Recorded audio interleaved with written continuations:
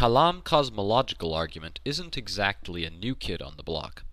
The word kalam comes from the Arabic, and is a shorthand reference to Islamic scholastic theology. The argument itself dates back at least 900 years to the brilliant Persian Muslim philosopher al-Ghazali. It has recently come into vogue thanks to the efforts of infamous Christian spin doctor William Lane Craig. Today, many theists consider the Kalam argument to be at or near the apologetic gold standard, and it continues in common use. As Dr. Craig says, the argument is extremely simple, consisting of only two premises and one conclusion. Here's the argument. 1. Whatever begins to exist has a cause. 2. The universe began to exist. 3. Therefore, the universe had a cause. That is, God caused the universe. Sounds pretty intuitive, ne? Well, steel yourself for The Depths of Philosophy.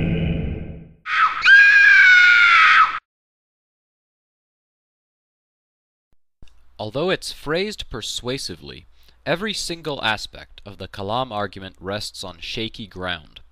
There isn't a single watertight bit, yet theists keep rolling the argument forth like some kind of broken-down apologetics howitzer. Here's why the Kalam argument is bullshit. The first premise makes several huge leaps of faith. The first is that we can divide categories into things that begin to exist and things that don't. Of course, we don't really know if there is such a category of things that don't begin to exist. We've never observed anything demonstrably without beginning. This makes the set of things that don't begin to exist an existentially meaningless term, like talking about flying spaghetti monsters or stars made of cotton candy, and so it's unreasonable to include such blind speculation in this kind of argument. In addition, as used by most theists, this set of things that don't begin to exist has exactly one entity inside it: God. As such, the first premise, as used by theists, commits the fallacy of assuming its conclusion, or, in more formal terms, it begs the question. The final leap of faith the first premise makes is that all things which begin to exist are caused. Quantum physics observes that virtual particles appear out of nothing and disappear back into nothing, even violating the first law of thermodynamics for extremely small periods of time. To use the language of the argument, these appear to be things beginning to exist with no clear cause. To be fair to Dr. Craig, he is aware of this objection and argues that virtual particles are caused by the quantum vacuum. That's fair enough, but it causes him another huge problem which we'll discuss later on. Hold that thought. The second premise is likewise shaky, since there isn't really any conclusive evidence one way or the other that the universe, defined here as the cosmos, the entirety of observable natural being, began to exist.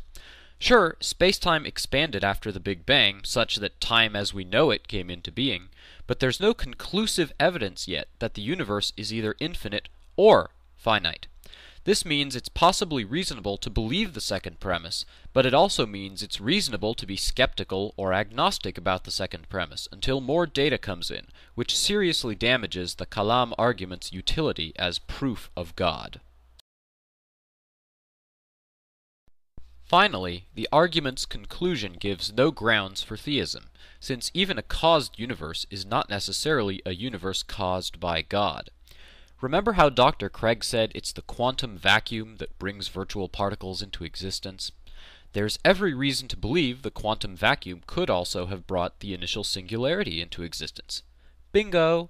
There you quite possibly have an eternal yet natural and impersonal agent capable of causing the universe.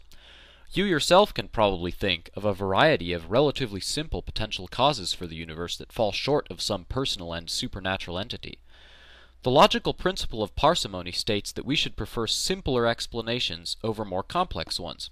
Dr. Craig's personal God is one of the most complex possible explanations for a first cause, so it should be low on our list of candidates. Again, this isn't an absolute disproof of the argument, but it gives strong and reasonable grounds for doubting it as presented. The Kalam Cosmological Argument states that everything that begins to exist has a cause. The universe began to exist, therefore the universe had a cause, that is, God. But as we've seen, everything that begins to exist is meaningless at best and dishonest at worst. There's reason to believe not everything that begins to exist has a cause. We don't know the universe began to exist. And even if it did, there's absolutely no logical reason to equate any first cause with God. So to sum up, the Kalam cosmological argument is bullshit.